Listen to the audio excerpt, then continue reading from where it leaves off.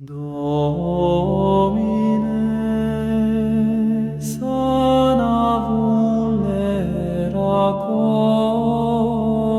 melody of redemption. Isho മിശിഹായിക്ക് സ്തുതിയായിരിക്കട്ടെ. പാർശ്വവൽക്കരിക്കപ്പെട്ട ക്രിസ്തുവിൻ്റെ സ്നേഹം. സ്നേഹത്തിന് നിയമമില്ല.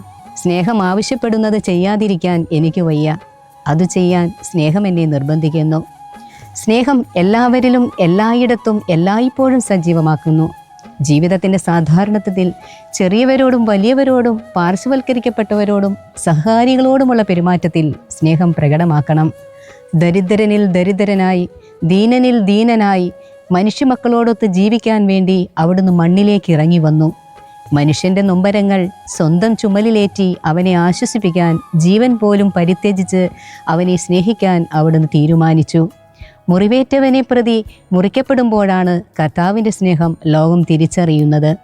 മുറിക്കപ്പെടുന്നതിൻ്റെ പാരമ്യമാണ് ജീവൻ നൽകി സ്നേഹിക്കുക എന്നത്. അവൻ്റെ പാർശ്വവൽക്കരിക്കപ്പെട്ട സ്നേഹം നമ്മെ നിർബന്ധിക്കുന്നു സ്നേഹത്തിൻ്റെ സാമ്രാജ്യം കെട്ടിപ്പടുക്കാൻ. ഈശോയുടെ തിരുരക്തം എന്നും നമ്മുടെ ഹൃദയങ്ങളെ സാന്ദ്രമാക്കട്ടെ. ആമേൻ.